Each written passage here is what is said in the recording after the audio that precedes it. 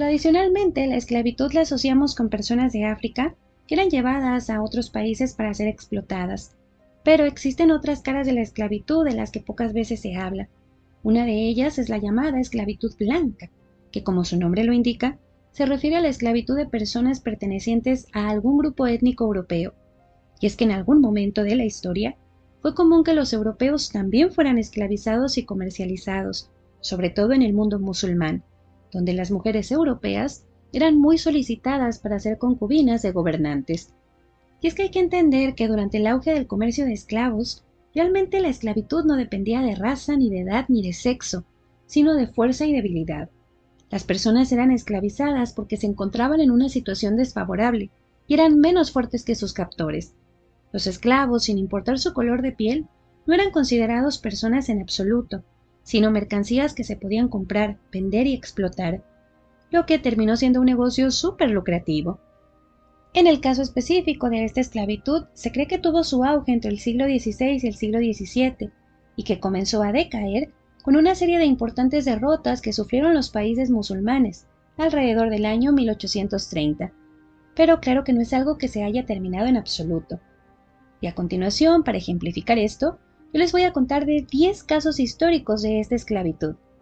Antes les aclaro que no voy a hablar ya de los casos de las sultanas otomanas, también llamadas caciquis, que ese apostolado pudieron haber ingresado al harem como esclavas europeas. Esto porque yo ya les he hecho muchos videos al respecto, y también porque sus orígenes como esclavas, en algunos casos, pues no están del todo claros, no están muy bien documentadas las situaciones, así que les voy a hablar de otros casos. Comencemos con el primero de ellos. Coriour fue una mujer que vivía tranquilamente en una isla de Islandia. Su esposo era pescador y ella era ama de casa. Hasta que en el año 1627, piratas otomanos llegaron a la isla, secuestrando a más de 200 personas, incluyéndola a ella, que fue vendida como esclava en Argelia. En ese lugar ella fue obligada a servir como concubina para un hombre de la zona. Pasaron casi 10 años hasta que fue rescatada por el rey Cristian IV de Dinamarca. Una vez liberados todos los esclavos de la zona, fueron llevados a Copenhague, la capital danesa, porque muchos de ellos se habían convertido al Islam, así que tenían que ser reeducados en cuestiones religiosas. Pero resulta que Goriob se enamoró de su maestro, el pastor Petursen, que era unos 16 años menor que ella y que era una persona muy respetada en la corte danesa. Goriob quedó embarazada poco después y como para entonces su esposo ya había muerto, ella y Petursen se casaron. La pareja tuvo un total de 2 hijos.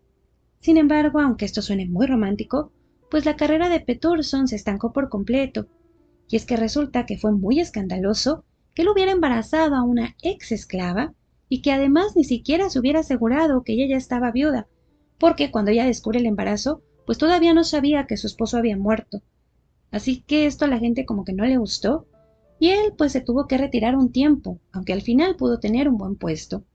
Mientras que Gaurior se convirtió en una poeta muy destacada, aunque siempre fue muy criticada porque le decían que era una bruja que había seducido a un buen hombre. Pero al final ella tuvo una buena vida, sin escándalos y de forma completamente tranquila. Y ahora pasemos al caso número 2. Afronsinja fue una joven que nació en un pueblo de Finlandia, que era constantemente saqueado por los rusos, y en una de esas ocasiones, con casi 14 años, ella y su hermano fueron secuestrados y vendidos como esclavos.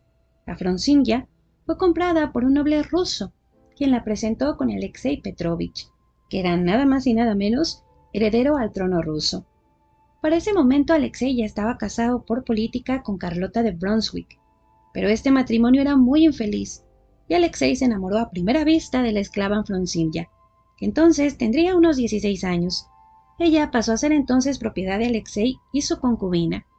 Según una versión que circuló en ese momento, Alexei la obligó a dormir con él usando un cuchillo. Pero la verdad nosotros no sabemos qué pensaba o qué sentía Afronsinja en ese momento. Todo lo que sabemos es que meses después, ella y su hermano dejaron de ser esclavos y vivieron con lujos bajo la protección de Alexei. Afronsinja se convirtió en la compañera de Alexei de forma pública. Un noble comentó que nunca había visto a nadie amar a alguien como Alexei amaba a Afronsinja. Esto puede sonar muy romántico, Pero la verdad es que la relación en la corte fue muy criticada, porque fue una humillación para el esposo de Alexei, quien tuvo que soportar incluso que Afronsinja viviera en su propia casa. Además, Afronsinja era odiada en la corte, porque no solo era plebeya, también era finlandesa, y los rusos consideraban a esa una mala raza. También la describieron como prostituta y malvada, asegurando que dormía con muchos hombres a espaldas de Alexei. Pero la verdad es que esto aparentemente nada más fue para manchar la reputación de Afronsinja, porque según los registros la relación entre ella y Alexei era algo exclusivo. Ella nunca se relacionó con nadie más. Sin embargo, en medio del escándalo, la pareja siguió adelante. Poco después murió en el parto la esposa de Alexei, y él de inmediato expresó su deseo de casarse con Afronsinja. Esto causó un escándalo todavía más grande, que unido a otras cuestiones políticas, lo hicieron pelear con su padre, el zar Pedro el Grande.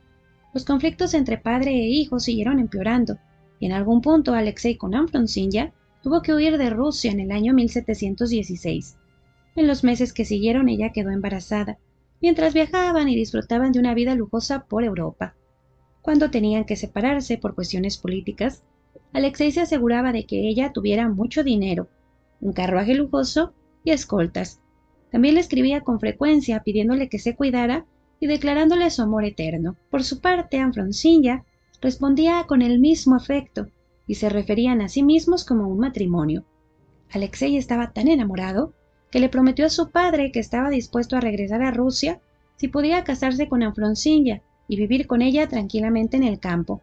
Pedro el Grande aceptó este trato, y Alexei viajó hasta Moscú para acordar todo lo que había dicho y renunciar a sus derechos sobre el trono ruso. Al inicio todo bien con este acuerdo. Pedro el Grande se mostró satisfecho y contento. De hecho, retomó la buena relación con su hijo. Pero, con el paso del tiempo, recibió información de que Alexei planeaba derrocarlo.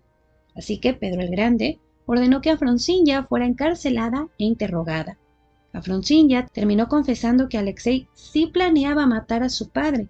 Alexei quedó desconsolado al escuchar a su amada delatarlo. Pero el daño ya estaba hecho. Alexei fue condenado y ejecutado 2 días después. Algunos consideran que Afronsinja delató a Alexei para salvarse, pero otros consideran que lo hizo por venganza, ya que ella nunca habría querido ser su amante. La verdad no sabemos, pero el resultado es que por su cooperación, Afronsinja fue puesta en libertad, y Pedro el Grande ordenó que fuera bien tratada. Se le dio una pensión y objetos muy costosos. Después se alejó de la vida pública y murió alrededor de los 50 años por causas naturales. Y ahora pasemos con el caso número 3. Florencia fue una mujer que nació en el Reino de Hungría, dentro de una buena familia. Pero con la Revolución Húngara de 1848, su familia fue asesinada y ella con 14 años fue secuestrada y llevada a un mercado de esclavos que se encontraba en el Imperio Otomano, donde el explorador británico Samuel Baker, que era unos 20 años mayor que Florencia, se enamoró de ella a primera vista, pero como no tenía dinero para comprarla en una subasta, sobornó a los guardias y consiguió liberarla. Juntos se fueron a otra ciudad. Aquí no se menciona que ella siguiera siendo su esclava, más bien juntos viajaron y exploraron África, hasta que volvieron a Inglaterra, donde se casaron en 1865. Por su carrera como un buen explorador, Samuel fue nombrado caballero, y Florencia pasó a ser llamada Lady Baker. Sin embargo, hay que recordar que la esclavitud legalmente estaba prohibida en Gran Bretaña y comenzaba a ser mal vista en algunos círculos. Así que ambos intentaron ocultar los orígenes de Florencia, mintiendo incluso sobre su familia. Aunque obviamente todo salió a la luz con el tiempo, lo que causó que la pareja fuera excluida de la sociedad. Así que se fueron a viajar por África, y a partir de 1869 se describe cómo participaban en actividades que buscaban reducir la esclavitud comercial.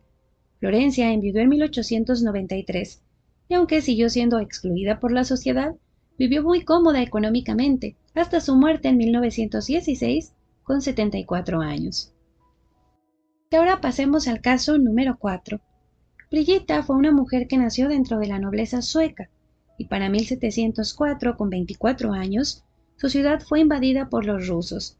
Ella y su esposo, un militar importante, fueron hechos prisioneros de alto nivel y llevados hasta Moscú. En ese lugar su esposo falleció y ella se casó con un soldado alemán. Juntos viajaron a algunas misiones que tenía que realizar él, y fue en una de esas misiones que fueron atacados por los Dzungar, un grupo proveniente de una monarquía asiática. Ellos mataron al esposo de Brigitte, mientras que a ella la golpearon, desnudaron, ataron y trataron de violarla. Pero Brigitte se defendió con tanta fuerza que lastimó gravemente a uno de sus atacantes. Esto casi provoca que la mataran, pero sorpresivamente también llamó la atención del monarca Raptán, quien quedó muy sorprendido porque no era común que las mujeres capturadas se defendieran de algún ataque. Para sorpresa de todos, Raptán respetó la valentía de Brigitte y prohibió que ella fuera violada o maltratada. La entregó como regalo a una de sus esposas, quien la empleó como sirvienta.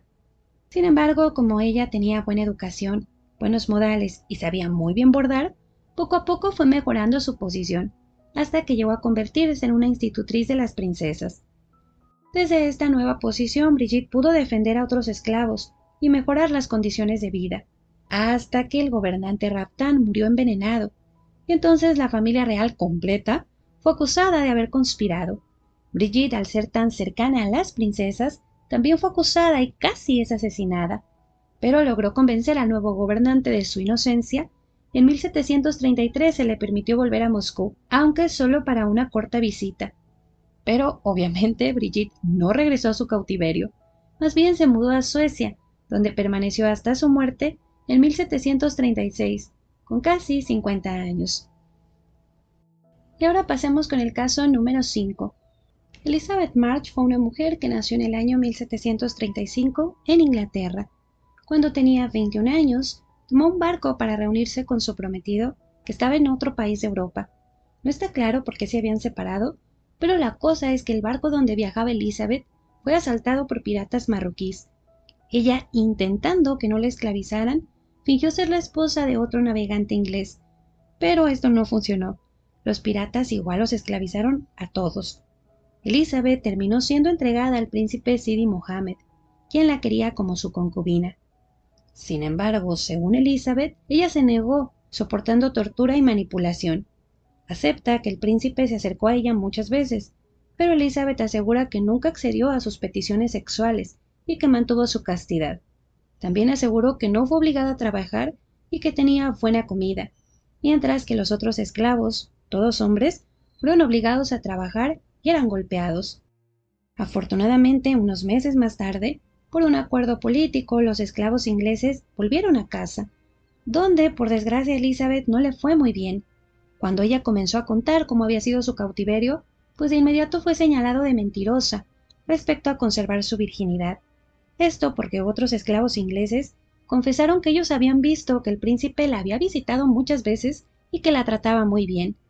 Por eso Elizabeth no pudo reintegrarse a la sociedad, donde era constantemente señalada. Esto la obligó a aislarse por algún tiempo. Actualmente, algunos historiadores creen que ella mintió respecto a no haber sido concubina, pero que lo hizo por el estrés postraumático, que al decir ella que no había pasado nada, pues ella se quería convencer a sí misma. Algunos otros señalan que solo mintió por conveniencia porque ella tenía intenciones de casarse con el prometido que había dejado, mientras que algunos otros consideran que su relato sí es verídico. Pero bueno, sea como sea que haya sido, la verdad es que ella se enfocó en escribir sobre su cautiverio como ella lo recordaba, y algo que es indudable es que su vida cambió para siempre por la esclavitud. Su prometido no apareció por ningún lado, y al ser presionada por sus padres, Elizabeth tuvo que casarse con James Cribb, un hombre que también había sido esclavizado con ella, y de hecho es el hombre con el que ella había fingido estar casada cuando estaba tratando de evitar ser raptada. Bueno, ellos se terminaron casando y juntos tuvieron 2 hijos. Esta boda aparentemente fue más por una cuestión social que amorosa, pero poco a poco Elizabeth pudo retomar su vida y publicó sus memorias de forma anónima, que terminaron siendo súper vendidas. Ella murió con casi 50 años en 1785 por causas naturales. Y ahora pasemos con el caso número 6. Carafilia nació en una familia griega muy rica e importante, pero su familia fue masacrada cuando ella tenía solo 7 años por los otomanos. Entonces ella y sus hermanas mayores fueron secuestradas y esclavizadas. Carafilia fue entregada a una familia otomana que vivía en la ciudad de Esmirna. A los 10 años, mientras ella hacía mandados, se topó con el comerciante estadounidense Langdon. Ella se tiró a sus pies rogándole que la rescatara. Él se conmovió con la escena y accedió a liberarla, adoptándola legalmente. La envió entonces a Boston, donde debía ser educada. Pero su llegada no fue sencilla. Carafilia era muy agresiva. Esto a causa de todo lo que había vivido como esclava. Pero con el paso de los meses, se adaptó a su nueva familia y se convirtió en una persona muy amable y educada. Se cuenta que cuando enfermaba, se disculpaba por ser una carga. También se aferró mucho a la religión y se describe que siempre tenía una Biblia bajo el brazo. Pero murió solo 3 años después de ser liberada por una enfermedad que se cree fue tuberculosis con 13 años. Aunque su historia fue muy breve y terminó de forma muy trágica, pues cobró mucha relevancia en el mundo, porque ella básicamente se volvió una figura muy popular que representaba para los esclavos la esperanza y la salvación. Y ahora pasemos con el caso número 7. Hark Holufs fue un hombre que nació a inicios del siglo XVIII, en una isla de Dinamarca. Con 20 años se convirtió en marinero junto a su padre, y fue precisamente durante un viaje que su barco fue capturado por piratas. Él y sus 2 primos fueron secuestrados como rehenes. Por desgracia, su familia no logró reunir el dinero del rescate, así que Hark fue vendido como esclavo en Argelia. Pasó los siguientes 4 años sirviendo a un político y gobernante otomano. Pero como Hark tenía muy buena educación, poco a poco fue realizando tareas más complejas, hasta convertirse en el tesorero del gobernante, y 4 años más tarde, en 1732, también fue nombrado comandante de la Guardia Real. Siguió escalando hasta convertirse en el jefe de toda la Guardia Real. En el año 1735 participó en la conquista de Túnez, donde fue tan bueno que como recompensa le permitieron irse y volver a su isla natal. Unos meses después él pudo reunirse con su familia y se quedó a vivir discretamente en su isla, hasta su muerte en el año 1753. Antes de morir publicó parte de su historia, y su tumba actualmente es un lugar muy visitado. Y ahora pasemos con el caso número 8. Isabel de Solís nació y creció en una familia noble del Reino de Castilla, un reino en lo que actualmente es España. En esa época también había otro reino llamado Granada, que era controlado por una dinastía islámica, y constantemente en la zona se daban enfrentamientos entre cristianos y musulmanes. Durante uno de esos, en el año 1471, el padre de Isabel fue asesinado, y ella fue capturada y llevada a Granada, donde tuvo que servir como empleada en el palacio del sultán.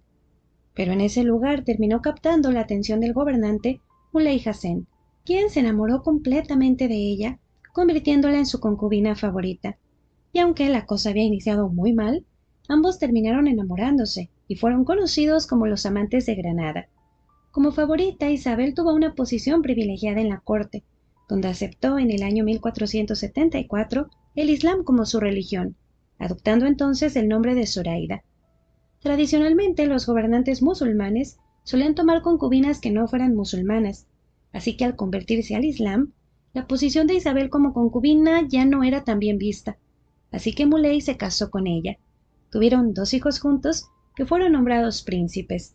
Además, Muley llenó a Isabel de regalos y riquezas. Pero al hacer esto, él había despertado la furia de muchos en la corte, que consideraban a Isabel como una mujer no digna, y temían que uno de sus hijos fuera quien se quedara con el trono. La más enojada de todos fue la otra esposa de Muley, Aisha. Esto se sumó a otros conflictos al interior de la familia, y Muley fue depuesto mientras que Isabel fue hecha prisionera. Pero esto solo duró unos años y Muley pudo volver al trono. Sin embargo, esto había debilitado mucho el reino de Granada, y cuando Muley murió en el año 1485, ya no pudieron sostenerlo por mucho tiempo. Granada terminó siendo conquistada por los reyes católicos en el año 1492. Como parte de la conquista, los hijos de Isabel fueron apadrinados por la realeza castellana. Isabel volvió a ser católica y fue mantenida por la corona de Castilla hasta su muerte. Y ahora pasemos con el caso número 9. Sofía nació y creció en Turquía, en una familia griega con ascendencia noble, que sin embargo para 1778 las cosas no iban bien para ellos. Sofía entonces tenía 13 años y había quedado huérfana de padre y su familia en la miseria. Fue entonces que su madre vendió a sus 2 hijas como esclavas al embajador polaco Karol Lepolski. quien las quería para llevarlas a harenes imperiales. Se describe cómo Sofía fue atada a una cuerda y exhibida en las calles. Su hermana terminó siendo casada con un gobernante otomano, mientras que Sofía pasó un tiempo siendo educada porque no hablaba ni ruso ni francés, y se le describe como holgazana que no quería educarse ni hacer trabajo físico. Así que Carol, ansioso por deshacerse de Sofía, a quien veía como una carga, decidió regalársela al conde polaco Joseph de White, 25 años mayor que ella. Joseph sentía mucha atracción por Sofía, pero además, considerando que ella tenía orígenes nobles, decidió casarse con ella en el año 1779. Este matrimonio le aseguró a Sofía la entrada en la alta sociedad europea, y Sofía se convirtió de inmediato en la sensación del momento. Como nadie conocía su pasado como esclava, la aceptaron como una de ellos, llamándola la mujer más hermosa del mundo. También se le describe como educada, graciosa y culta, algo que la hizo muy popular, que la llevó a ser presentada a grandes personalidades de su tiempo, como el rey Augusto II de Polonia, Federico II de Prusia, la reina francesa María Antonieta, entre muchos otros. Entonces, aprovechando su popularidad y sus buenos contactos, Sofía comenzó a participar en misiones secretas, sobre todo para el gobierno ruso, para el cual traía y llevaba información. Sofía también inició algunos amoríos muy famosos. Eventualmente, ella y su esposo se mudaron a Rusia, donde ella inició una relación con el príncipe Potemkin, un líder militar ruso muy importante, que, aunque también estaba casado, la presentó en la corte rusa como su amante oficial. Ellos se enamoraron y, causando un gran escándalo, dejaron a sus respectivas parejas, casándose en el año 1798. Juntos tuvieron 3 hijos y participaron en mucha política de la época. Pero en cuanto a su relación, pues con el paso del tiempo se enfrió. Sofía describió que Potemkin se había vuelto más un hermano que su marido, así que ella había iniciado nuevos amoríos, incluyendo uno con su hijastro, mientras que Potemkin se unió a un culto y murió en el año 1805. Gracias a sus amantes y sus contactos, Sofía consiguió quedarse con una buena pensión, aunque esta no le correspondía. Sus últimos años estuvieron enfocados en la caridad y ella murió por causas naturales en el año 1822. Y ahora pasemos con el último caso, que es el número 10. Tatiana fue una mujer que nació alrededor del año 1773 en Moscú. Como su familia había sido esclavizada antes de su nacimiento, se consideró que Tatiana también era una esclava, y a los 7 años comenzó a ser educada en etiqueta, recitación, francés, italiano, música, canto y baile. Esto con la intención de hacerla más rentable como esclava. Pero su talento para bailar la llevó a presentarse en obras de teatro familiares. Fue en una de esas obras que la emperatriz Catalina la Grande la vio actuar, y quedó tan cautivada que la elogió y le entregó varios regalos. Su carrera creció y creció, volviéndola una celebridad de toda la capital rusa. Gracias a ello, con casi 30 años en el año 1803, ella fue oficialmente liberada. Pero como había sido muy bien tratada por sus dueños, los condes Sheremetev, ella se quedó con ellos, aunque ya no como esclava, sino en calidad de hija adoptada. Gracias a ellos también pudo conocer a muchas personas importantes y tuvo amistades muy influyentes. Sin embargo, a diferencia de muchos artistas de su tiempo, Tatiana rechazó a todos sus pretendientes, no aceptó convertirse en amante de nadie y prefirió quedarse soltera. Era muy religiosa y cuando se retiró de los escenarios decidió ingresar en un convento. Ahí permaneció hasta su muerte en el año 1863, con casi 90 años. Y pues nada, chicos y chicas, esos son los 10 ejemplos que les puedo traer. Como les decía en un inicio del video, yo dejé fuera todo lo que tiene que ver con las sultanas del Imperio Otomano, con las cacequis, que incluso llegaron a ser regentes, porque aunque sí está claro que algunas de ellas inician siendo esclavas, son así llevadas al harem, pues hay otras de las que los registros no están tan claros, hay muy poca documentación respecto a ellas, y además ya les he hablado un montón, aquí les estoy dejando los videos. Aquí más bien presenté casos que no son tal vez tan conocidos, que la verdad es que son historias muy tristes. A veces, bueno, ellas pudieron volver a casa, pudieron como que rehacer su vida, pudieron incluso voltear un poquito las cosas, ¿no? Y de repente como que volverse mujeres muy poderosas o muy importantes, pero pues igual lo que tuvieron que sufrir muchas de ellas es muy duro.